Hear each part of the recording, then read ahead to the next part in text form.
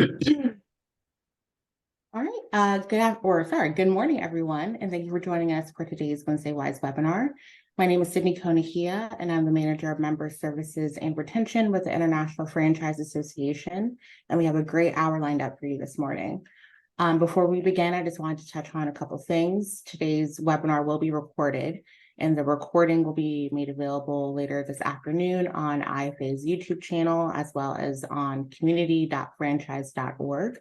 And a copy of the slide deck will also be made available on community.franchise.org. And if you have any questions for today's speakers, please add them to the chat box, and they will get to those towards the end of the session. Today's topic is the high cost of invisibility for multi-location brands, and it's brought to us by Sochi. Here to provide today's discussion are Monica Ho, Chief Marketing Officer at Sochi, and Damian Rollison, Director of Marketing with Sochi. Thank you both so much for joining us today, and thank you again to Sochi for your sponsorship of today's Wednesday Wise webinar. I'm going to go ahead and turn things over to them to get us started.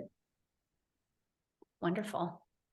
Thank you so much, Sydney. If you go to the next slide, I think there's just a slide for contact information. So if you have we don't get to a question or you have other questions post this webinar, this is just some quick contact information so you can get back in touch with us if you would like to.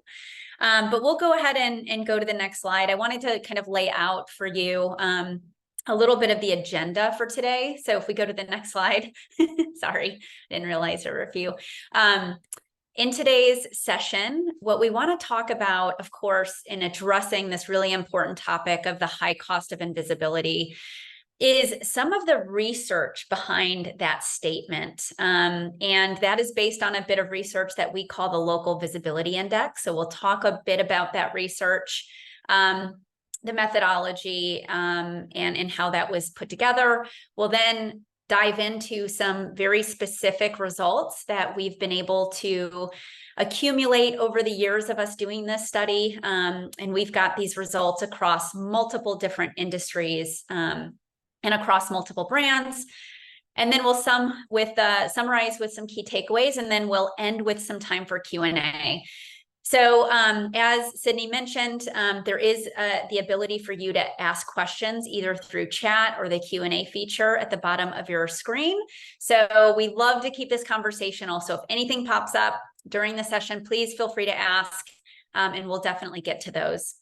All right, so if we go to the next slide, I'm going to dive into, as promised, a little bit about the research and data that we're going to be using today. And this research is based on actually an audit of over 600 different multi-location brands.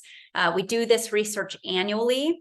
It's now our 5th year of doing this study, and we do this study in partnership with a company by the name of Place a Scout.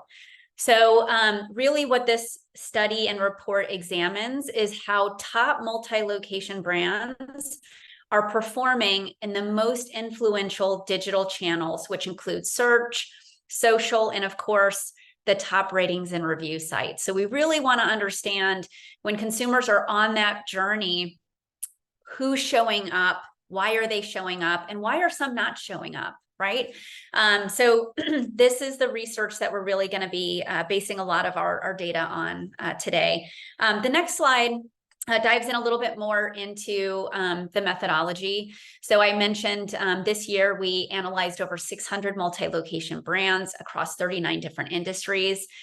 And really, as I mentioned, it gives us a sense of, how brands are showing up in these really important channels. It also helps us understand the risk and reward of being visible or not visible in some of these really important channels. As most of you probably know, as consumers are either on an active search journey, they typically go to search. If they're not on an active search journey, but they're looking to spend time, catching up with their networks or, just checking in, they might be on social, and a lot of passive discovery is actually going on there. So really important to have that visibility across these digital channels. And then this research will also provide success benchmarks for brands. So a lot of times what we hear from our partners is, we know visibility is important, but what does good look like, right? How much of the 3-pack, search results should we be showing up for? When you think about your local reputation and review, what is good? Is a 4.0, 4 stars good enough, or do we need to be higher? And so this research is really going to dive into what does competitive rates look like? So just to be competitive in the market, and then how do you really rise above that competition and really take more than your fair share of that local search and revenue off the table? So really important information, and I really hope a lot of you get some nuggets out of this. So let's go on to the next slide.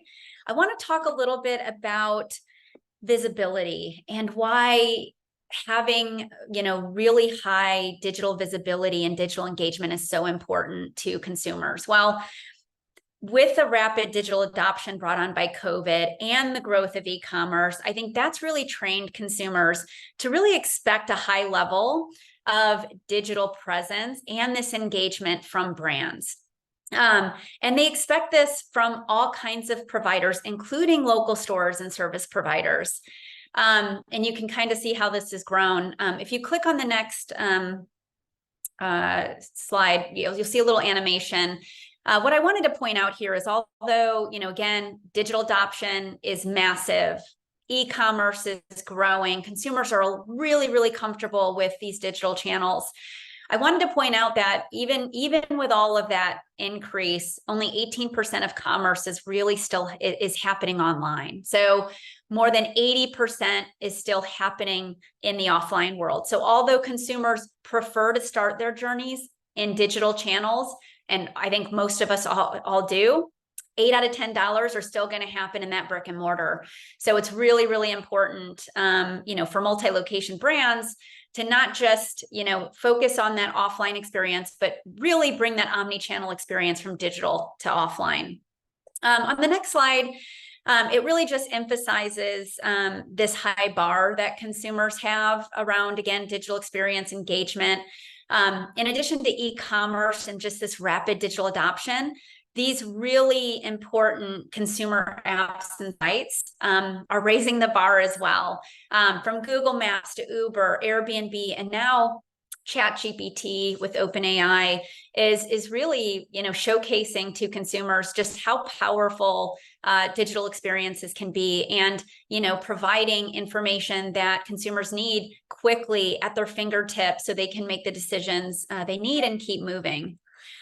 If you go to the next slide, we know a lot of these really powerful, platforms and apps do a really good job of this. But what we found in our research this year through the Local Visibility Index is brick and mortar brands are struggling to keep up with these expectations and this high bar.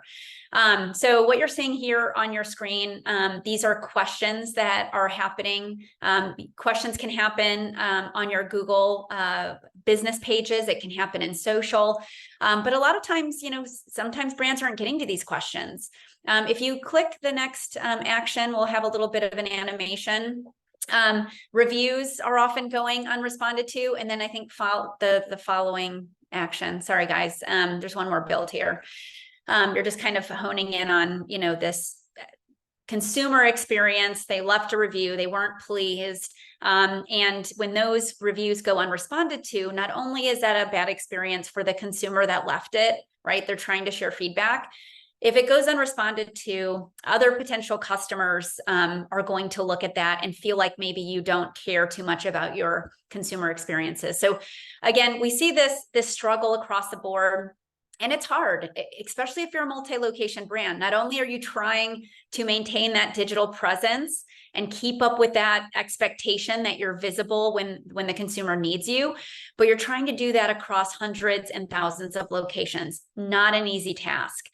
If you go on to the next slide, I'm just going to summarize a little bit of these findings, how brands are struggling to keep pace with these expectations. Again, what we're finding is that on average, 9 out of 10 consumer questions are being ignored. Somebody's asking a question like, hey, are you open on this holiday? Do you have this in stock? So very low funnel questions, these are leads essentially, and they're going unresponded to. Or Sometimes worse, the community is responding on your behalf. Sometimes that's not terrible, but if they tell somebody the wrong thing, right, you really want to make sure that you're controlling that experience if you can. Consumer reviews, we kind of saw that on the screen before, right? These are so important, and consumer reviews are increasing, right? Consumers are really comfortable with leaving, brands feedback. More times than not, the feedback is more positive. But when they do leave a negative review, they've had a bad experience, it's important that you get back to those consumers, or on the positive side, thank those consumers for leaving great feedback. But unfortunately, over half of those reviews are going unresponded to. And then as a result of that disengagement, we're seeing that more than 2 out of 3 local searches, brands aren't showing up in that 3-pack at the top of those local search results, which is critically important because 90% of that search engine traffic they're going to go to those top results. And if you're not there, you've kind of missed your shot, right? So really just emphasizing, again, the importance of that visibility, where brands are struggling. The next slide just really emphasizes kind of the results of what we're seeing here. Essentially, what it feels like to consumers is that the brand is really ghosting them. Who likes to be ghosted, right? This happens a lot sometimes in messages. You leave a message, you're waiting, no one responds, they left you on red, you're like, what the heck? I mean, this is happening every day across these digital channels, Q&A, comments on posts, reviews, etc. And there's a lot of money being left on the table because of this unresponsiveness. The next slide just goes over a quick stat that I thought was pretty relevant and kind of sums up, I think, the consumer's feeling. 8 out of 10 consumers are less likely to do business with a brand who ignores them online, right? Really, really important, especially in a time where we're all really trying to do a lot more with less in our budget. Turn back to these organic digital channels that are essentially free for your business to optimize and leverage to have this powerful presence for your brands and help you drive more of this traffic and sales into your locations. I want to talk a bit next about what this is costing businesses when you ignore your customers, you're kind of disengaged online. It's one thing to say it's going to affect you and that you're going to miss the traffic. Well, what we've been able to do with this research, again, we've got 5 years of trend data, was we were able to back this into actual dollars and cents. So to give you an example, we're looking at the US retail industry. Based on low visibility in these digital channels and this, lack of engagement, this is actually costing the retail industry about $2.4 billion every year in lost revenue. This is just money left on the table. On the next slide, I'll break this down a bit to how this might translate to your business. So that 2.4 billion is based on, an aggregate of all multi-location brands and chain brands in retail. The next slide kind of breaks this down into revenue lost by actual brand on average and actual individual location. So the lack of local search visibility, right? You're not showing up in the 3-pack in really important searches for your primary category. That's causing the average multi-location brand about 17 million a year. That equates to about $42,000 lost for each location. That's enormous, right? Especially again, when we're trying to do a lot more with less this year. Local reviews. The lack of responsiveness to your reviews is costing the average multi-location brand about $5 million a year. About $12,000, almost $13,000 per location. And again, the reason why that is because your reputation is a very big visibility driver. So if you're not attentive to that, that could be one of the reasons why you're not getting the visibility in local search that you want. The other big reason, this is a big factor on affecting your revenue, is it turns off a lot of consumers, right? Not just the consumer that had the bad experience, but it may turn off other consumers from potentially using you or selecting you as a provider because they feel like you don't provide good service or they're going to have a similar experience. So again, lots of money on the table there. And then finally, your social media presence. Right? Think about your consumers, think about your own behaviors. We spend way too much time on social media. Do we go to those sites to shop? No, but 9 times out of 10, I end up shopping. And it's not because I intended to, it's because something caught my attention. Those posts sometimes look like content and they're very targeted to your community, your audience. It's a very effective channel, again, at a low cost to really increase that visibility, increase that engagement with your local community. But most multi-location brands are leaving money on the table, a little bit over $1 million lost every year in media value by the average multi-location brand by not engaging that audience. That equates to about almost $3,000 lost per year per location in revenue. So this is hopefully helped emphasize the importance of not only your local visibility, but the money that's on the table for the taking if you are able to actually better optimize your visibility and better engage your consumers when they're looking to ask questions or leave feedback for you. So the next section, I'm going to hand this off to Damien. He's going to take you through how to get back your fair share of these millions in lost revenue by using the results of the local visibility index from this year. So Damien, it's all yours. All right. Thank you, Monica. And thank you everyone for joining us today. We're going to dive into the local visibility index itself. We've heard about it. We've heard some of the top line results that we've been able to generate. And now we're going to talk about what it is, what we've discovered as of this year's edition of the report, some examples of high-performing brands within the study, and some recommendations for what you can do to act on these results. So to begin with, we want to emphasize that the things that we're measuring, these are what you might call organic marketing tactics. We're not talking about paid marketing here. We're not talking about paid search or social ads or anything like that. These are more the fundamental aspects of your brand's online presence that you cannot pay to achieve. You have to do the hard work that it takes in order to actually achieve high ranking status, create opportunities for engagement with local consumers, build local audiences, and so on. And in fact, what we're really talking about here from a search perspective, you might call it the fundamentals of local SEO. So there are factors that are going to make it more likely that your locations will rank highly and will convert business when they do appear in front of consumers.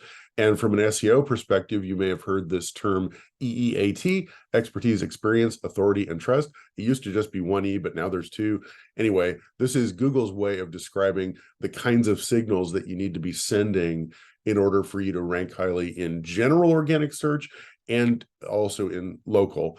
And so demonstrating your expertise and experience and authority, this can be a matter of providing lots of information about your business in your Google profiles, on your website, the kinds of information that people are looking for, all the way down to that, granular set of examples we saw earlier where people are asking questions of a brand and the brand's not answering. Well, the brands that do answer are offering their expertise back to that consumer. And trust, well, that factor can be bolstered by things like responding to reviews, which really shows that the brand is paying attention to consumer feedback. All of these signals are going to help to ensure that you're the brand that consumers will see and choose when you appear online. And of course, your competitors are aware of these things just as you are. And in fact, the average brand is incrementally increasing in their performance year over year. We found that, for instance, online profile optimization increased by a whole 16 points in the 2 years from 2021 to this year. So brands are doing a better job. They're really realizing that these priorities are important. And the average score of brands in our study is now a 50, right in the middle of our 100-point scale. That's up from 43 in 2021. The graphic on the right just kind of shows the breakdown of the LVI in general. So just to touch on that for a second, we score all of the locations that we analyze, every company, every industry, and all multi-location brands as a whole on a 100-point scale. We call that the local visibility score. That's kind of the score of scores in our report. It's the average of your search, social, and reputation scores, which are also on a 100-point scale. And then below that, we have subcategories. You can see those there. They're weighted a little differently depending on how important they are, some more, some less so. And then underneath that are the individual metrics. And we're going to show you some of those in a minute. In fact, they will echo back to some of the points that Monica was making earlier. So as we'll move on to the next slide. So here's, again, some of these high-level findings. So if you look at the local visibility score overall, I think do one more click if you don't mind, because I think there's one more, or maybe not. Oh yeah, there we go. Thank you. So there's the high level average score, which I mentioned a second ago, which is 50 out of 100. So multi-location brands on the whole, taking all of their performance into account, are right in the middle of that 100-point range right now, which is what you might expect from a benchmark or an average, but in fact, they were lower than that in prior years. And you can see from the search, reputation, and social scores that things are hovering around that middle point, but some scores are a little bit ahead and some a little behind. You can also see here what are some of the subcategories that we are in fact measuring for each of these. So I won't recite all of them, but for instance, with search, we're looking at, are you claiming all of your online profiles? Once you've claimed them or verified that you are the owner and you're authorized to make updates, are you in fact making all of the available updates? Are you adding the core information, name, address, phone number, website link, hours, and also all of the optional fields that sometimes brands neglect? If you have the opportunity to add a link for booking an appointment, are you actually utilizing that opportunity? Because believe me, your competitors are, and if they're the ones that have that feature and you don't, there's you're going to be losing out on certain opportunities. Reviews as a search signal are included in the search category. Your overall ranking, of course, one of the more important factors. And then your on-site SEO on your website, especially for multi-location brands, this has to do with your local landing pages. How well optimized are they? And are they properly linked to your Google profiles and other online profiles? You can see that the search score is a 54, reputation 46, and social at 50. So social is kind of right in the middle. Brands are doing just a little better in search and a little worse in reputation as a whole. I should point out, though, that this differs significantly by industry. So this is a view of overall brands. We can drill down into individual industries. We support about 40 different industries. So you can look at, just sit-down restaurants, just fast casual and QSR restaurants, just retail convenience stores, you really get very specific and see how brands within your sector are performing. And it will differ a bit from these general scores. Moving on. So now we're going to dive into some of those individual metrics that I was mentioning before. This is the most granular level that you're going to see in the report. It's not every metric, however. We actually analyze more than 100 individual metrics for every location that we look at. So this is just kind of a highlight reel version of that data, but it does show you trend year over year. So we're showing 2022 data compared to 2023 for both Google business profiles. That's the part that's labeled Google Local at the top, Yelp profiles, and then Google Organic at the bottom has to do with those local landing pages for multi-location brands. Couple of things to point out in this slide. You can see that many brands are doing a pretty good job. So this is just what the average brand is doing, right? So many brands are doing a very good job at claiming and completing their online profiles. That's a highly competitive area, but it's an area that you might also call a fundamental tactic that many brands have mastered for the most part. So this year we find 98% of Google profiles are claimed and the completion rate is at 94%. It's interesting to see that it has dropped off a little bit from last year, That could have to do with new features that Google has released in the past year that some brands have not yet capitalized on. There are many, many features, especially with Google, that are coming out all the time. But of course, you can see with Yelp as well that brands are failing to optimize at a 100% rate. This year, profile completeness is about 89%.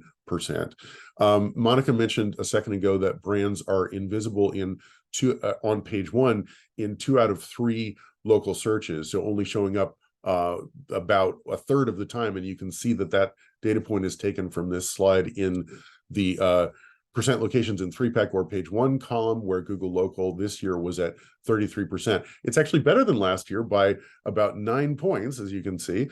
So brands are doing a little bit better in their online visibility, at least by that measure. But they still have a long way to go, not appearing 2 out of 3 times.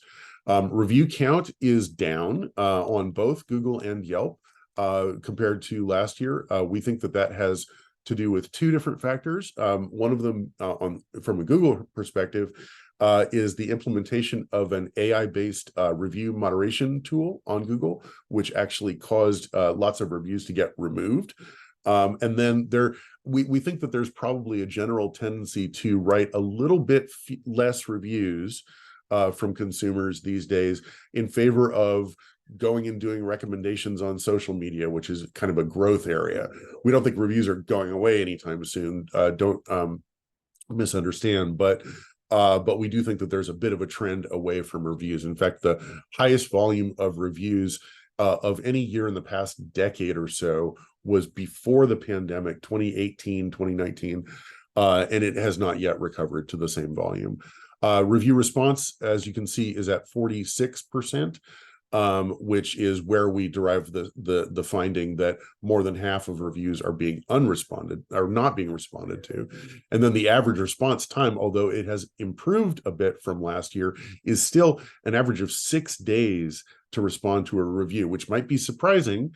If you think that you're responding to your reviews a lot faster than that, I might suggest that you double check that data, because brands are not doing a great job of responding in a timely fashion. We know that at the speed of social media, we would expect a response to a review within 24 to 48 hours at most, and brands really do need to do a better job there.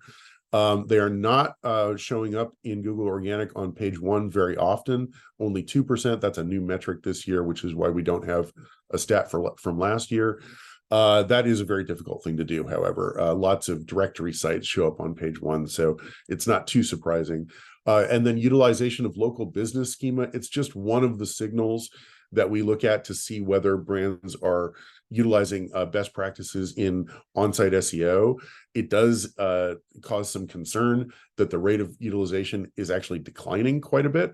So brands shouldn't forget that schema markup, which is an SEO term, but you may be familiar with, is super important with local. And if you don't signal to search engines how the content of your local landing pages should be interpreted, you risk not being indexed properly. So that's another thing to pay attention to. In the next slide, we're going to show some highlights from the social side. So we're looking here at Facebook and Google, again, 2022 compared to 2023. As far as Facebook is concerned, you can see that those the bulk of the metrics are from Facebook. And, by the way, we know that Facebook isn't the only social site. Google's not the only search site either. We look at Google, Yelp, and Facebook as our primary sites because it would be even more complicated to study a whole host of sites, never mind that it's kind of hard to get data from some of them. So we kind of use these sites as stand-ins for other sites where activity is, also important. It's interesting to note that we have looked a little bit, for instance, at Instagram, and we find that many of our stats are roughly parallel across Facebook and Instagram. So, some of these stats are useful if you extrapolate to other places as well. So, excuse me. We can see that profile completeness on Facebook is a little bit lower than both Google and Yelp. So an opportunity that brands, should utilize to fill out, all those available fields. Once again, the consumers need information when they encounter you on social, just like they do anywhere else. So make sure you're providing that. Follower counts are down on Facebook year over year. The average Facebook store page has 457 followers. A lot of brands have a lot less than that. And one of the areas of neglect that Monica was mentioning has to do with building your social audiences at the local level. And often brands think that they've kind of solved for social when they build national presence, and local is really an afterthought for them.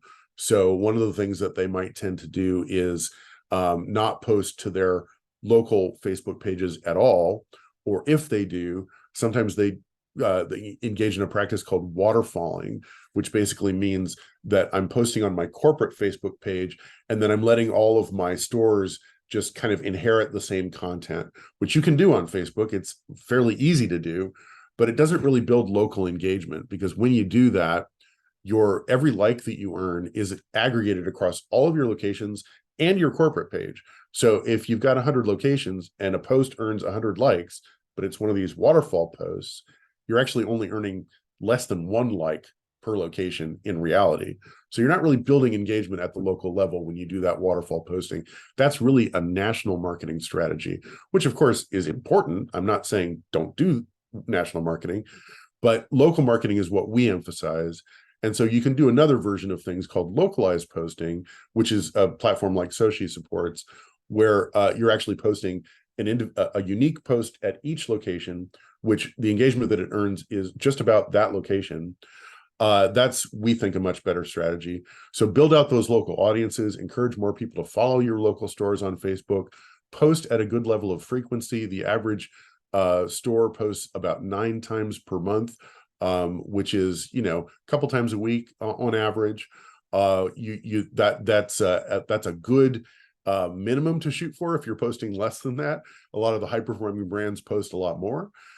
Make sure that you're utilizing images and video in your post. Video is an interesting one because it seems to have dropped off a bit since last year. The average brand posts uses posts that contain video only about 2.4% of the time. We know that video is actually the most engaging form of content on Facebook, according to Mark Zuckerberg himself. And so that's something that you definitely want to be doing a little bit more of.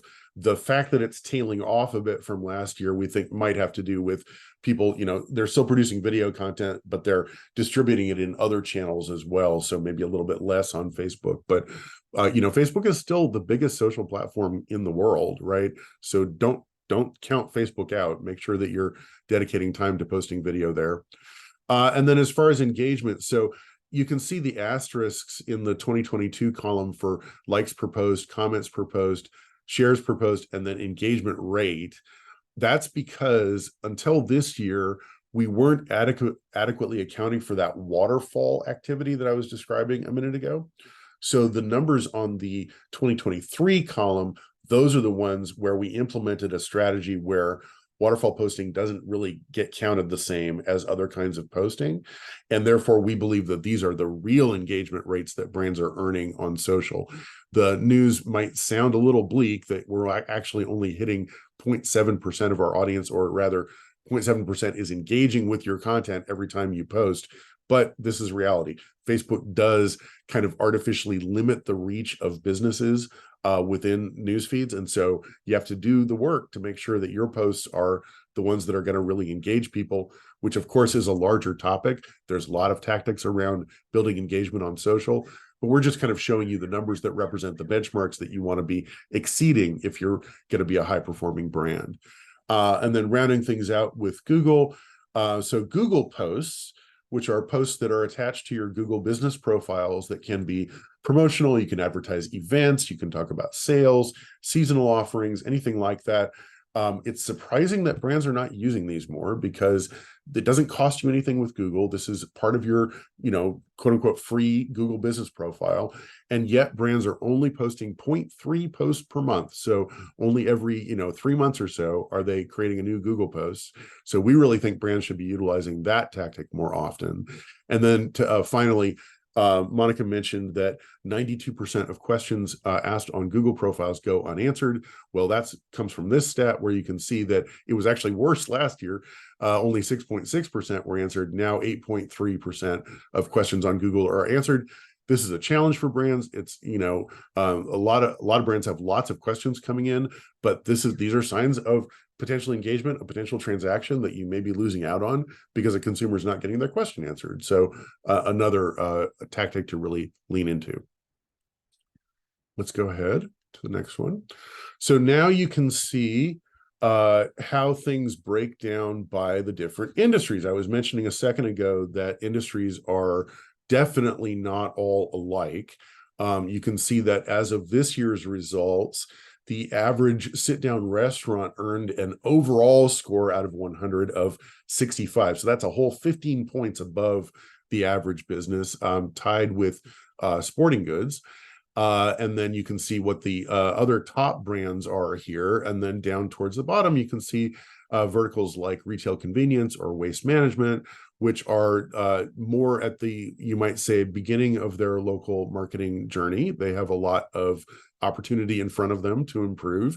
What's important about this slide is, to kind of emphasize the point that I was making earlier, that when you're thinking about your own brand's performance, and if I'm just picking a vertical out of the middle column almost at random, if you're a storage company, for example, you don't want to be comparing yourselves to a sporting goods store, right? That's not really relevant to you, but you can drill down on the benchmarks that are relevant to storage and determine how often are storage companies responding to their Google reviews, their Yelp reviews, et cetera. Now, keep in mind, Monica mentioned earlier that consumer expectations are being set by their experience with online retail to some extent, and that's kind of extending into offline. It's also true that consumers have expectations that are set in other verticals that they're going to apply to yours. So they may have had a really good online experience with a brand in one of these high-performing verticals that then when they encounter you online, they're going to have those same expectations, and they may be disappointed if you don't meet them. That's a very good aspirational kind of a goal to keep in mind. However, if you're talking about somebody needs a storage company and they're comparing alternatives, that's where the benchmarks within your industry are going to be really key. Are you doing better or worse than your most relevant competitors? And what do you need to do in order to improve? So those industry level benchmarks we think are super valuable for brands. Next slide. Okay, so you can just keep clicking until we see the whole thing there. Yeah, thank you. So here are some of the ranges of performance. I was mentioning high performers a second ago. We also look at the lower end of the range just to kind of give you a full sense for what is possible.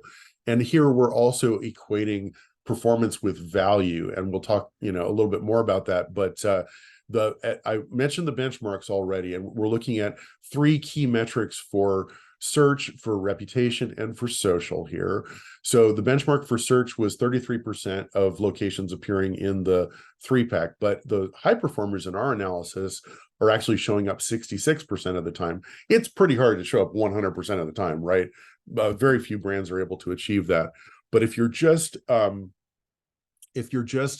achieving twice the level of the benchmark at 66%, our studies show that you're going to drive 4 times as many consumer actions as the average. So 4 times as many clicks to your website, 4 times as many phone calls, 4 times as many requests for directions. This is why the value of appearing in the 3-pack is so significant. It's because it leads to more conversions, more appearances, more chances at bat, as it were, and more of these activities that we know are very, very likely to indicate that somebody is actually going to visit your store, actually going to spend money with you. So, 3-pack presence couldn't be any more important.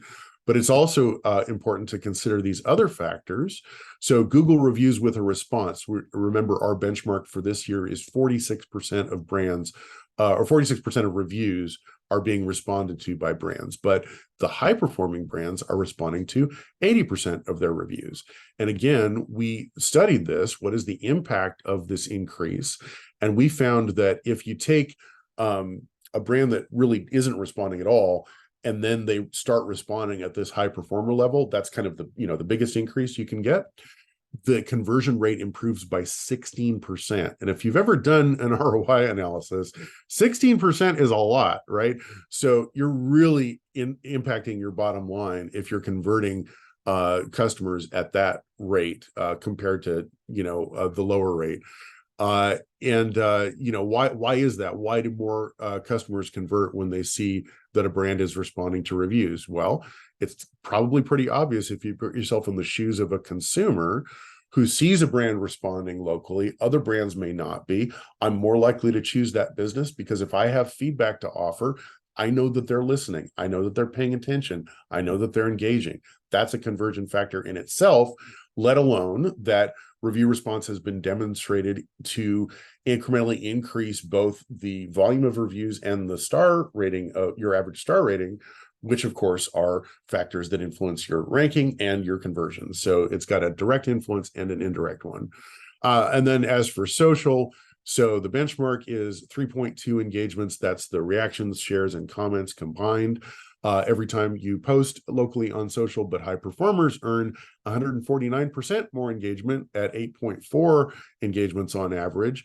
And those engagements have value as well. You're more likely to be discovered. People are sharing your content with their networks, liking and reacting to it, which causes the content to more likely show up in more people's feeds. More people are going to see your brand's content. And if it compels them to check you out or purchase something from you, or even just follow you where they weren't following you before, that value is there for you. So all important value points. Next slide, please. And in fact, I mentioned that we were going to talk a little bit more about revenue growth or revenue numbers. So we want to know that the data that we are analyzing correlates to real world results. And one of the ways that we look at that is by looking at year-over-year revenue growth. And so you can see on the left the average scores for our benchmark, the average business. Then we have the category leaders, so the top sit-down restaurant, the top storage company, the top everything else. Those guys average a 65. And then the top 10 companies overall in the LVI this year had a score of 77. And then if you pull in revenue numbers, year-over-year revenue for those same companies, you find that the average growth rate is 15% for brands overall, whereas the category leaders grow at 20%, and those top 10 companies, in a way that really reinforces what we're studying, they grew at 29%, which is about 2x the average.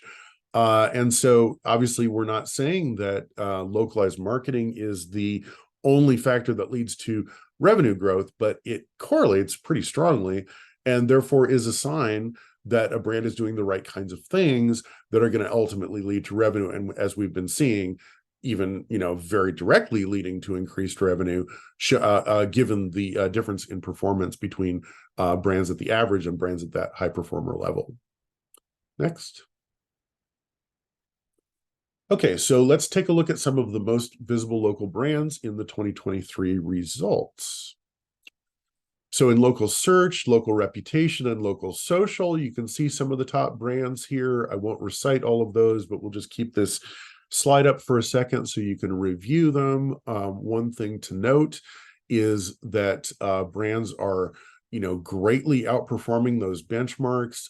There are no brands that average scores like 88 or 92. That's really difficult to do, but you can get there in some verticals. You can see Roadrunner Sports with an 88 in search, Top Golf with an amazing score of 92 in reputation, obviously a very popular brand these days.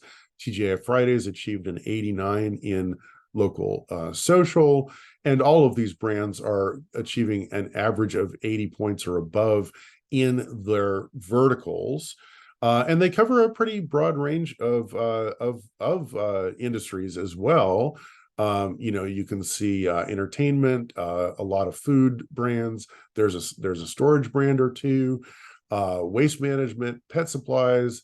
So, across lots of verticals, there is a possibility to achieve this kind of high performer status, even if only one or two brands are currently doing that. And then we can see the top performing brands overall in the next slide. Our winner this year is Dutch Bros Coffee. So there are a couple who are in the 80s with their average score. Dutch Bros average was an 82. And then you can see the other brands there ranging in scores from 82 to 74, which is an average of your search score, your social score, and your reputation score. So the reason we average those things together and we really pay attention to that overall score is because we believe that as great as it might be to achieve high rank positions in search, if you're not also paying attention to social, or if you're neglecting reputation, or if you're just doing social at the exclusion of the other things, then you're not really implementing an omni-channel strategy. In other words, you're leaving some of the most important priorities in local marketing on the table. So we really want to look at how brands are performing on average. This is not, I should have mentioned before, these results are not biased toward Soci clients in any way. There do happen to be a couple of them on the list, but there are many other brands from, who are they just happen to be doing a great job in local marketing. Go ahead to the next one.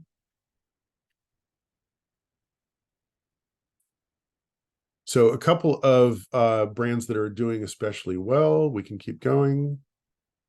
So Dutch Bros. So you may be wondering, they're the top scoring brand in the LVI this year. Why not one of the more obvious coffee brands? You probably know who I'm thinking of. How could it be that Dutch Bros is outperforming them? Well, there are a few correlations in terms of their recent performance that we can point to. They actually did have an IPO in 2021. They opened 133 new stores in 2022 and have 838 locations as of July. They have a very strong commitment to local experiences. They have a very loyal fan base. They're actually kind of a viral phenomenon right now. Consumers do things like rank their drinks on Reddit and track their new store openings on Facebook. And in fact, as you can see in the result on the right, they often do outrank our most well-known coffee brand, Starbucks, in searches for coffee near me, where the two brands are competing in the same market. If you click one more time, I think you can see Dutch Bros is showing up in the 3-pack, Starbucks very far down on page 2 in position 12. Now, this is one result. Obviously, not all results are the same, but what it really illustrates is that Dutch Bros is doing the right things when it comes to localized marketing. We're not talking about national marketing, although they do that as well. But at that local level, they're doing a great job of building demand, building a loyal fan base, all these best practices that I've been talking about. And this is how an up-and-coming brand can compete with a national, dominant brand like Starbucks. This is a great example of how that can happen. Next. This just shows Dutch Bros placement in our maturity model, which is laid out as a kind of a quadrant chart, which shows that not only is Dutch Bros doing a great job overall, but they are they're balanced. They have a balanced strategy across search, social, and reputation. They're doing all of those things, not just one or two of them, and that's really pushing them up and to the right. So those companies in the top right quadrant are the ones that are doing all of those things well, and we can see how Dutch Bros is taking that dominant position. Next. So real quickly, Kohl's is another company that is one of the most visible brands in search for this year.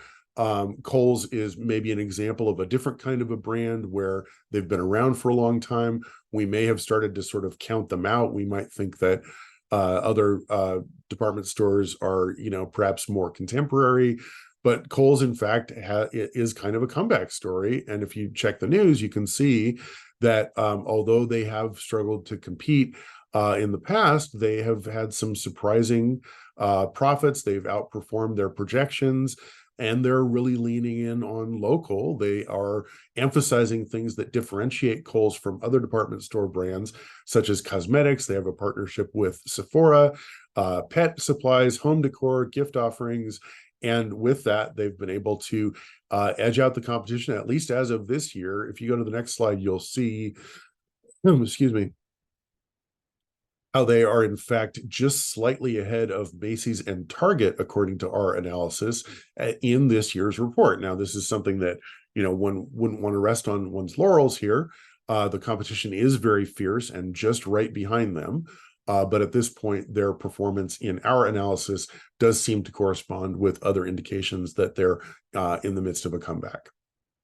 Next, please. So Pet Supplies Plus, they happen to be the most improved brand in 2023. They're in our top 10, and they are in the 2022 Local Visibility Index. They scored a 62 out of 100 and were ranked 44 out of all businesses. In the 2023 study, they jumped ahead to 78. So they gained 16 points in just 1 year. And their overall rank against all businesses is a 5. So from 44 to 5 in 1 year is really very impressive. You can see on the left, or on the right rather, that they are showing up at rank position 1 in a local search for pet supplies, Delray Beach, Florida. So they are clearly doing, a lot of things right now. You might say, Pet Supplies Plus, gee, didn't they pick the right name to appear in a search for pet supplies near me? And of course, that's true. So, they did have some advantages going in, but what they've really done over the last year is leaned into optimizing their local profiles. They happen to be a brand that we work with, so we have some inside information about the strategies that they've employed. So they're optimizing their local profiles. They are making sure to link their local landing pages to their Google profiles, where some of those were missing in the past. They're responding to the vast majority of their reviews, not only on Google, but also Yelp and Facebook, in a very timely manner. I think their average response time on Google is less than 2 days. So, much better than the benchmarks that we were looking at before. They post very actively on social. They're basically doing all of the things that we recommend. They're really a model brand, and that is reflected in their improvement. And the next slide kind of visualizes the improvement that we've seen. So they were at a 62 again last year. And this slide is just showing pet supplies, similar to the department store slide a second ago. So within the context of pet supplies competitors, they are now at the head of the pack when it comes to localized marketing, whereas before they were, they had a lot of competition that was kind of side by side with them. The work that they've done has really caused them to jump ahead. So, as a summary of what we found in the LVI and what you can do about it, as Monica really outlined at the beginning, brands are struggling to keep pace with consumer expectations. The average brand is definitely not doing all of these things that we've outlined as best practices that brands like Pet Supplies Plus have really learned to leverage. And therefore, consumer expectations are not being met. Lots of reviews going unanswered, questions going unanswered, and that leads to millions of dollars in lost revenue. We've done the math for retail, and in fact for some other verticals as well. And in every case, the opportunity cost is significant for not acting on these priorities. Visibility and engagement in top digital channels does lead to tangible outcomes, both in retained revenue and increased revenue. So building loyalty on social, becoming more visible in search, creating more opportunities for engagement, creating more of a conversion-oriented approach within your local profiles. All of those things are going to lead to tangible outcomes, as I hope we've demonstrated. And the time to act is now. The competition is aware of these priorities. Brands are going to really need to implement AI and automation wherever they can. That's kind of the next wave that's coming in now to improve efficiency and scalability.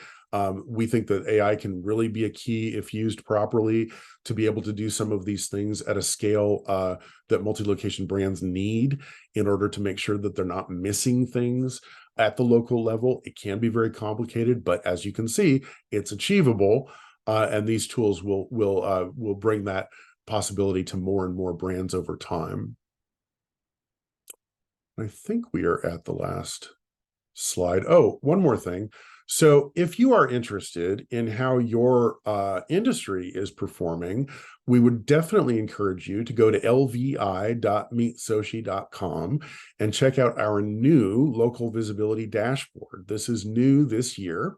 And what it does is it presents all of the metrics that we've been reviewing today for multi-location brands as a whole, but you can also drill down to those individual industry findings that I've been talking about, but I haven't actually shown you in this presentation.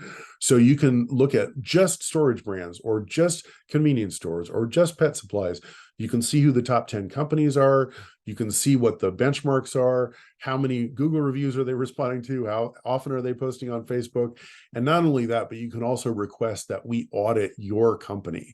So there will be a form to fill out to request an audit if you would like, and we will show you exactly how you measure up to those benchmarks, identify strengths, identify opportunities. A lot of people find that to be a very valuable exercise. So please do check that out. All right, so we've left just a couple of minutes for questions, I believe. Yeah, I've got a few of them, Damien. Great. So one of them you already answered. It was, how do I find out my visibility index score? Another one, does Soci do SEO for local franchisees?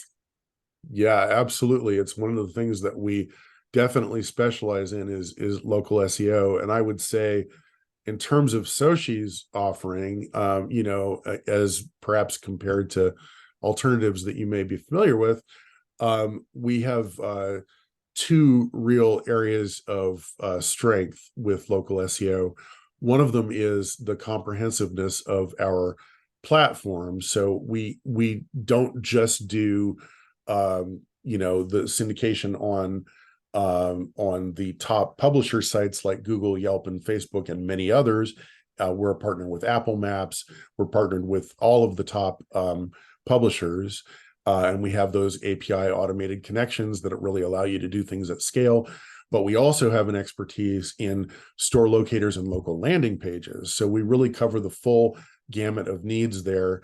And I believe that we can be very proudly say that not only do we have the technology to really do these things at scale for multi-location brands, but we also have a very service-oriented approach. We have very many people with high levels of expertise in these topics. We're not just going to let you loose with our tools and you can sink or swim, but rather we're going to help work with you to identify the most important priorities so you can really capitalize on these opportunities that we've been discussing.